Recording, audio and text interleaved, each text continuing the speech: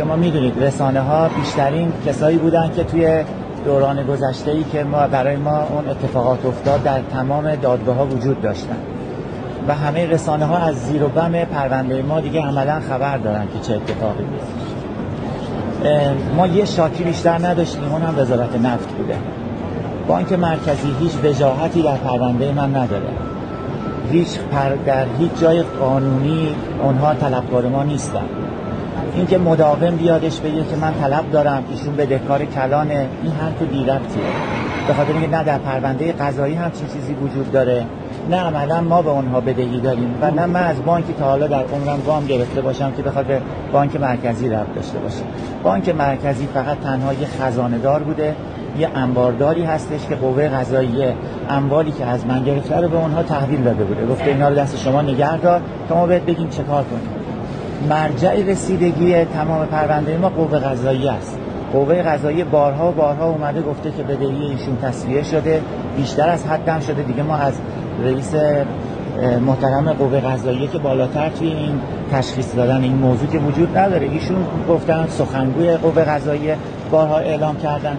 آقای فرزین این که این مطالب رو میاد عنوان میکنه هیچ وجاهتی نداره. اول بیاد حکمش رو اعلام بکنه که ببینیم ما بر چه اساسی بهشون بدهی داریم، حکم قضایی داره، چکی بهش داریم، ازش پولی قرض گرفتیم، بعدش بیاد این صحبت‌ها رو بکنه. برای همین حرفای آقای فرزین خیلی مورد توجه نیستش برای ما و برای جامعه هم نیست. دیگه این تمام شده. آقای فرزین یک ثبات حرفی نداره، یعنی یه روز میاد میگه داده، یه روز میگه نداده. اصلا طرف حساب ما ایشون نیستش. در مورد سکه و در مورد طلا و اینها ما از خیلی قبل‌تر، چون میدونید که مجموعه داتوان اصلا درست شدش که بتونه زیرساخت‌های کشور، مشکلات کشور رو حل کنه. من اینا میخواست چه کاری انجام بده. میدونید که ما خلق پول خیلی زیادی توسط بانک مرکزی انجام شده.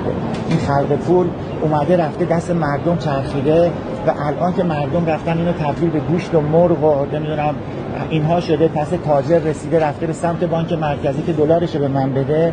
بانک مرکزی نداره و چون نداره این مبلغ، این دلار همینجور میادش بالا و میاد بالا و بالاتر. خود کشور تصمیم گرفتش که طلا به صورت وارد کشور بشه.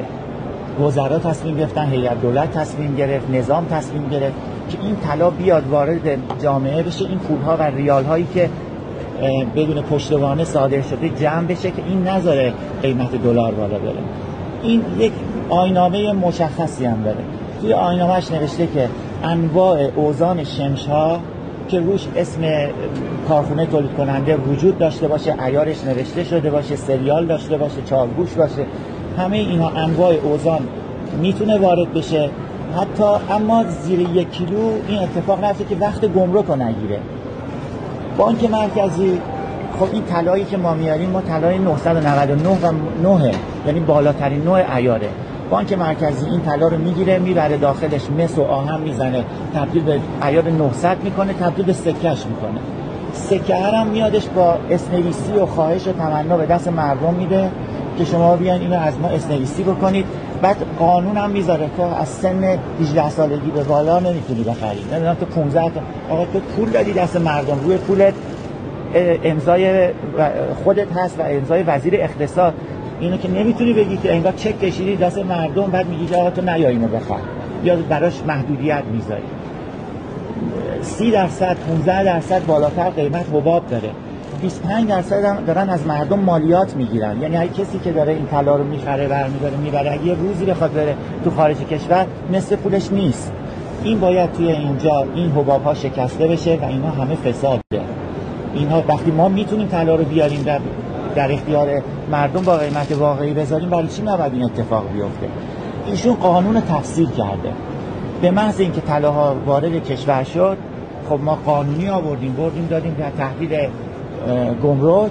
فرداش که رفتیم اونجا اینها رو بگیریم، گفتم برید یه روز دیگه بیاد. آقای فرزین یه نامه‌ای رو به قوه قضاییه فرستاد که آقا این نذارید، ما شنیدیم در فضای مجازی ایشون گفته میخواد طلا رو به قیمت واقعی بده، نذارید بیاد تو اینجا. آقا چرا باید نذاریم بیاد؟ ما همه میدونستیم که به زودی ما به این مکانیزم ماشه نزدیک خواهیم شد، همه میدونستیم به این تحریم‌های جدی نزدیک میشدیم. ما می‌خواستیم چندین تن طلا وارد کشور بکنیم که مردم آسیب نبینن. دلار امروز 105,000 تومانی چه فایده‌ای داره برای این کشور؟ اینها همه آسیب شناسی داره. یعنی ما همه اینا رو رفتیم بررسی کردیم که چرا این سکه. شما شک نکنید که به ما مکانیزم ماشه هیچ ربط نداره این افزایش قیمت دلار، به تحریم‌های بیرونی هیچ ربط نداره، همش زیر سر بانک مرکزیه. اینو شک نکنید شما. چرا با زیر سر بانک مرکزیه؟ به خاطر اینکه اینها یک گروهی رو درست کردن، گروه‌های تراستی بانکی، اومدن رفتن توی بانک‌ها خالی خونی کردن، پول‌های الکی خلق کردن، آوردن، بانک مرکزی تایید داده، رفتن باهاش کاسبی کردن.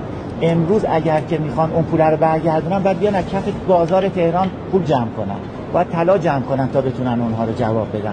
ما اینا رو همه رو قبلا رفتیم آسیب شناسی کردیم و دیدیم و به زودی هم تمام اینها رو یکی یکی ارائه میدیم. یعنی میگیم کجاها خالی خونی شده. ما الان بیش از 4 میلیارد دلار تمام آدمایی که مربوط به تیم آقای فرزین بودن در بانک‌های دسته تا بیشترش دسته تا بانک کشور توی خارج از کشور بدون اینکه پولی وجود داشته باشه خالی خونی کردن و اینجا اومده و اینا خلق پول کردن و اینها دارن فشار به مردم میذارن. یعنی برای چی باید مردم بیان تحمل بکنن دلار 105,000 تومان و 110,000 تومان و یه نفر به تمام بازرگانا، به تمام اقتصاددانا هم داره اذیت میکنه. توی چند روز پیش توی یک جلسه‌ای بوده گفته تمام بخش خصوصی برن بیرون. اصلا ایشون جایگاهی نداره که بخواد بخش خصوصی رو از اون جا.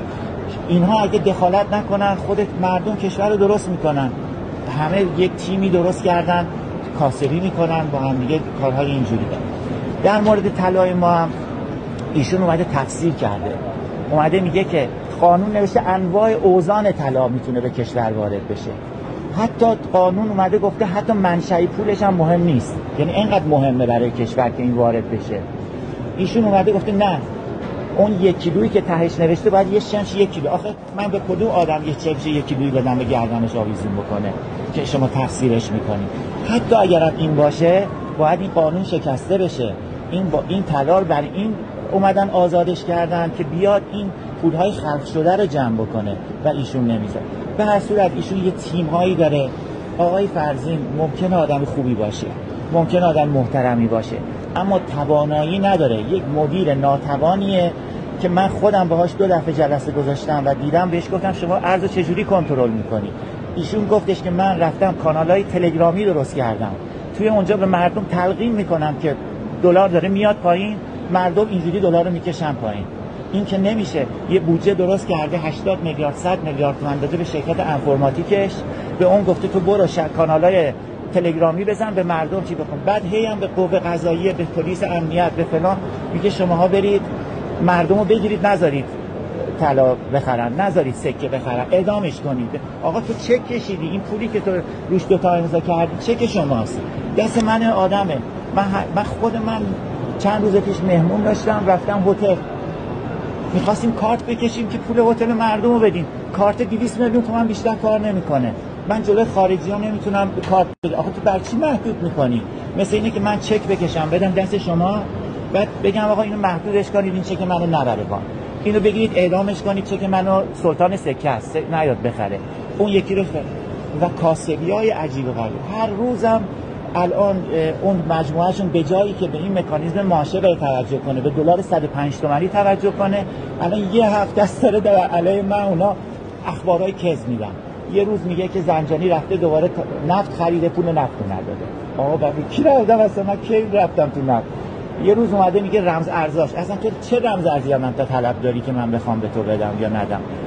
قوه قضاییه یک اموالی رو از من گرفته بوده، تحویل شما داده بوده، تو امانت داری، خزانه داری، انبار داری، بیشترم نیستی، بزرگترم به خودت فکر نکن.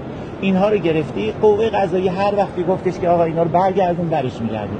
به زودی اما تمام این چیزهایی که دستش هست، از نیکل، از رمز ارزها، از تمام اموالی که از ما قبلا در گرفته بودن، همه اینها رو به زودی پس خواهیم گرفت، به خاطر اینکه جایی دیگه تصفیه شده. مگه من تا امروز بیش از 6 میلیارد دلار بابت 1 میلیارد و 900 میلیون که نصفش هم نفتش واقعی نبوده تا حالا پرداخت کردم. و در صورت من اینو میخواستم بگم که مرجع تصمیم گیرنده قوه قضاییه است. آقای فرزین از قوه قضاییه بالاتر نیستش. آقای فرزین فقط میتونه در مورد اموالی که بهش دادن به امانت تصمیم گیری بکنه، نمیتونه بگه من بدهکارم، نمیتونه بگه طلبکار یا هر چیز دیگه. این کل داستانه.